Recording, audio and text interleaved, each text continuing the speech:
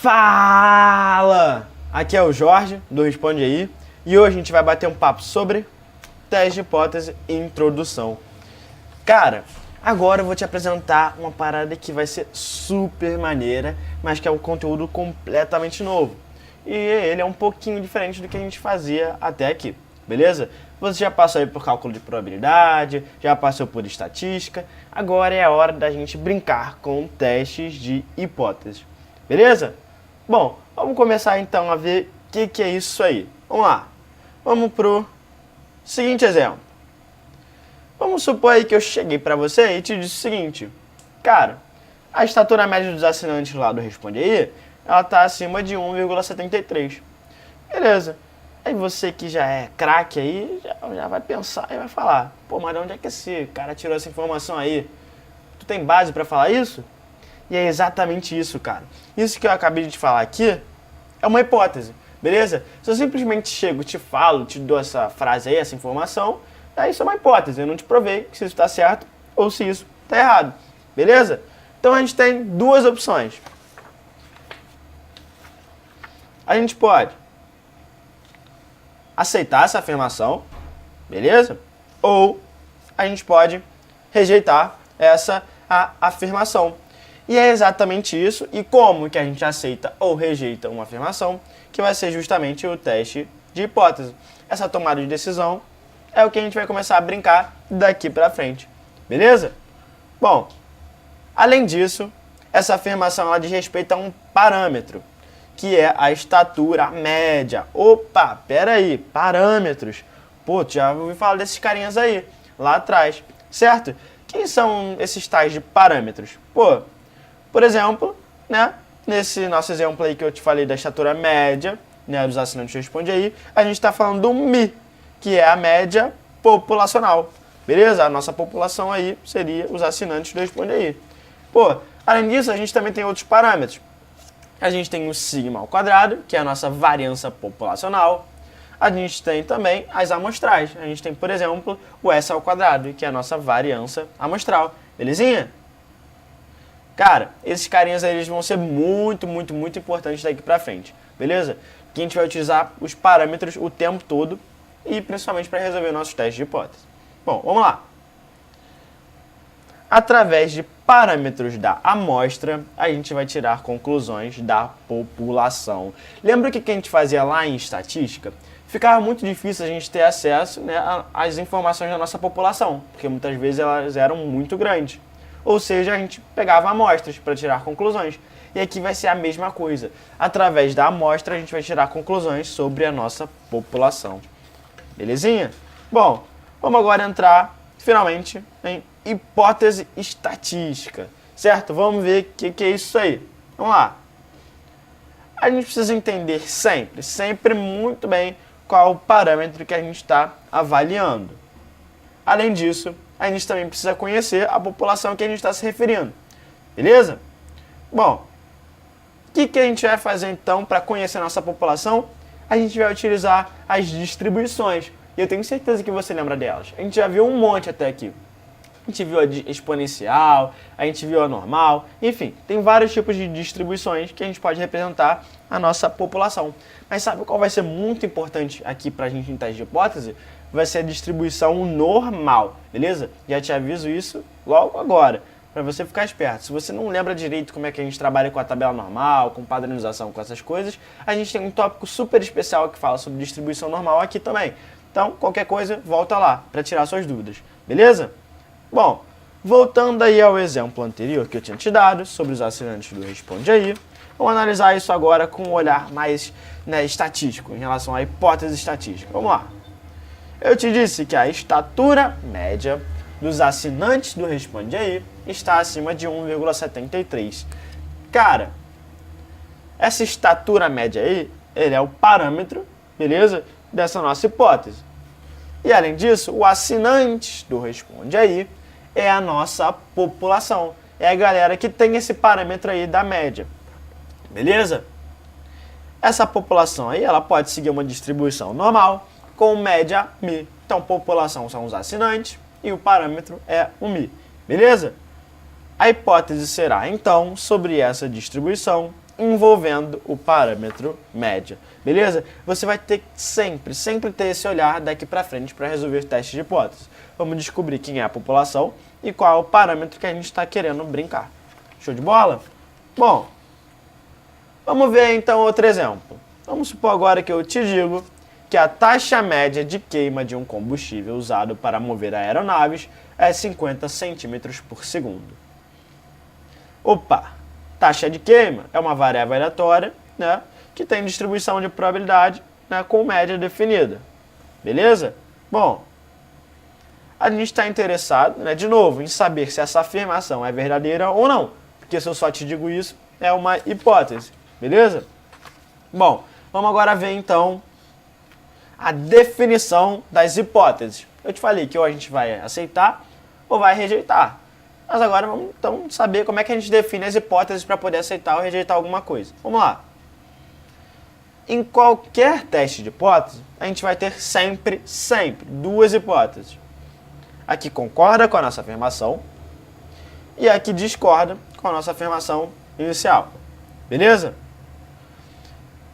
Essa hipótese que confirma uma afirmação, ela recebe um nome muito especial de hipótese nula.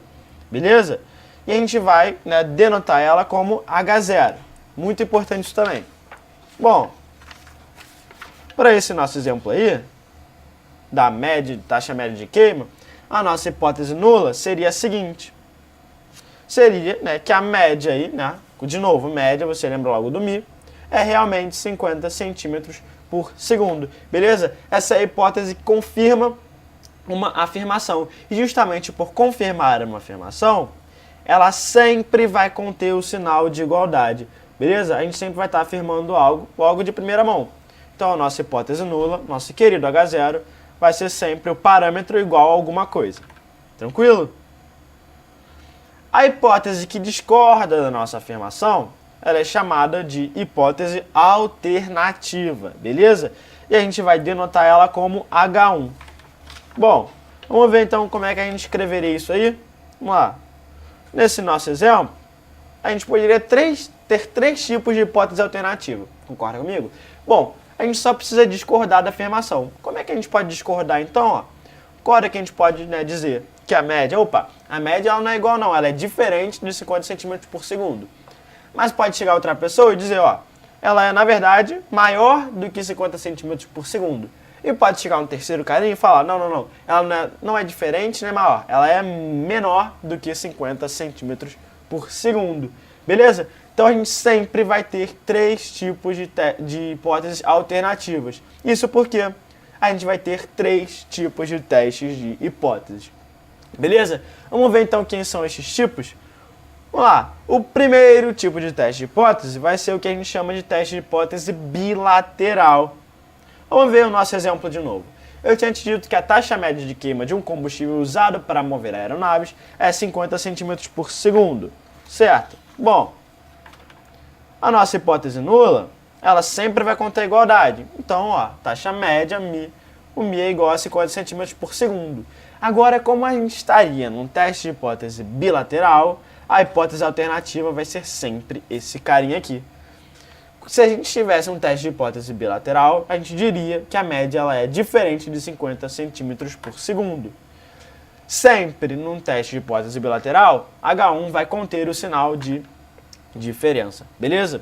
Bom, vamos ver agora o teste de hipótese unilateral. A gente vai ter dois tipos aqui. A gente vai ter unilateral inferior, e que aí a nossa hipótese alternativa seria dizer que a média ela é menor do que 50 centímetros por segundo.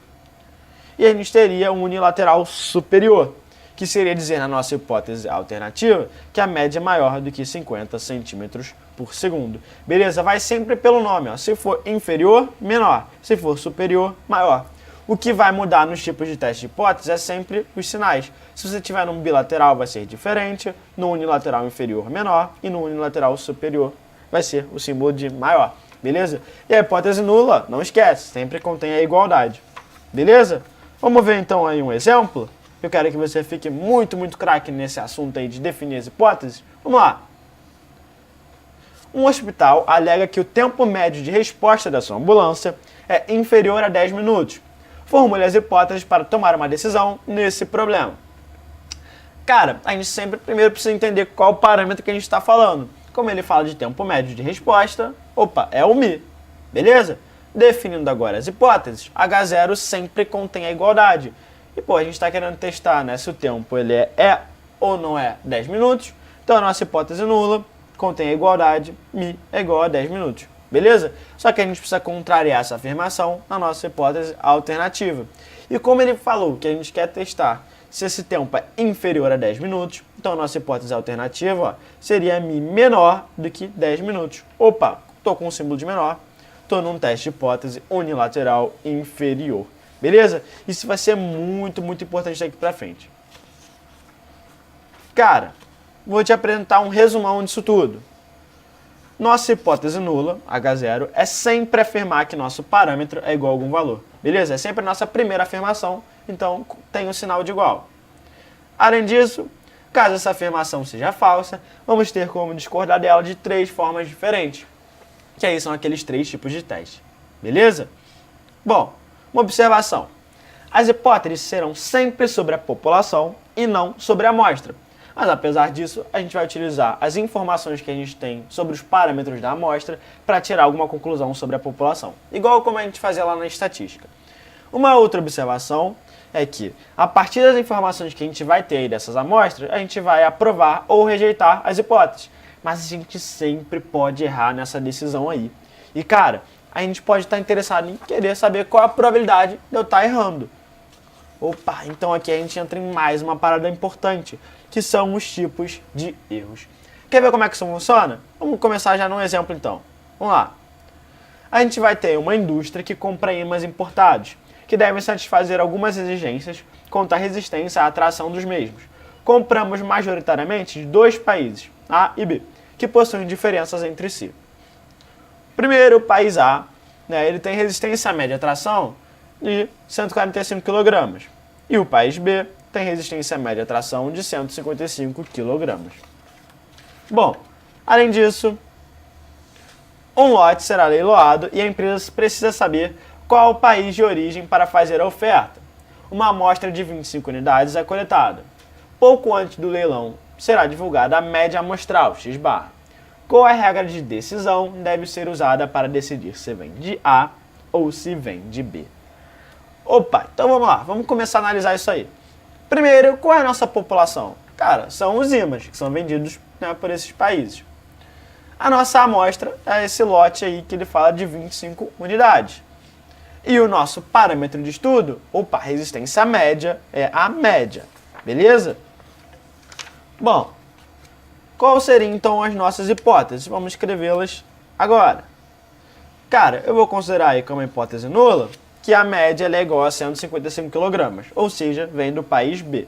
E para contrariar isso, eu vou dizer que a média é menor do que 155 kg, ou seja, ela vem do país A. Beleza? Ó, de novo, hipótese nula, sinal de igual, e eu contrariei aqui nesse caso com sinal de menor. Bom, como que a gente define regra de decisão? Opa, regra de decisão? O que é isso aí? Vou te contar agora.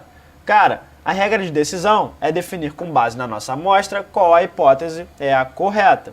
Beleza? Bom, não fica desesperado não.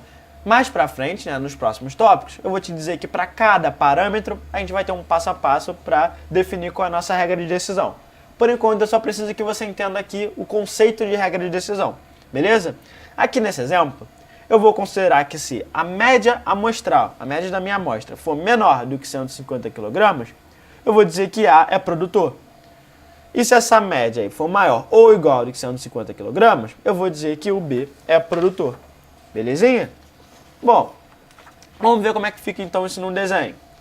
Eu tenho aí, né, que valores abaixo aí de 150, menor ou igual a 150, desculpa, menor do que 150, é do país A.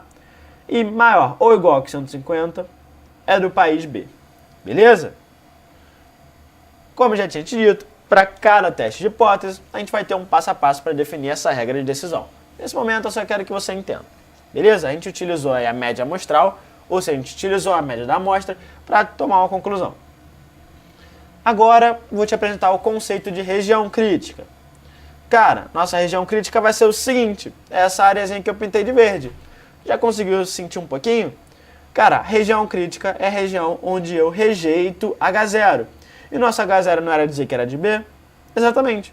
Então, qualquer valor de amostra que caísse menor do que 150 seria do país A. Então, eu estaria rejeitando a minha hipótese nula, que eu disse que seria do país B. Beleza? Então, a região crítica vai ser sempre isso. É a região onde a gente rejeita H0, que é a nossa hipótese nula.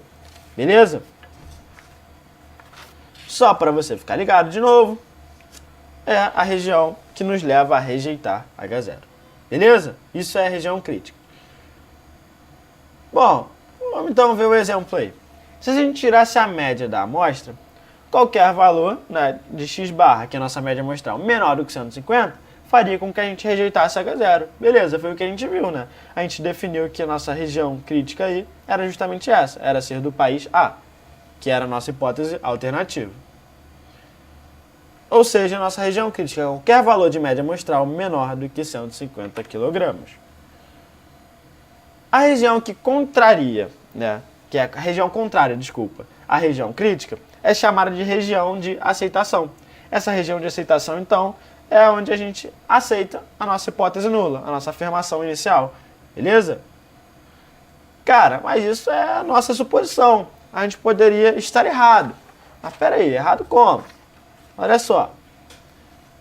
É possível que uma amostra aí de 25 unidades, que deu x barra igual a 148, que pela nossa teoria seria do país A, na verdade ser do país B.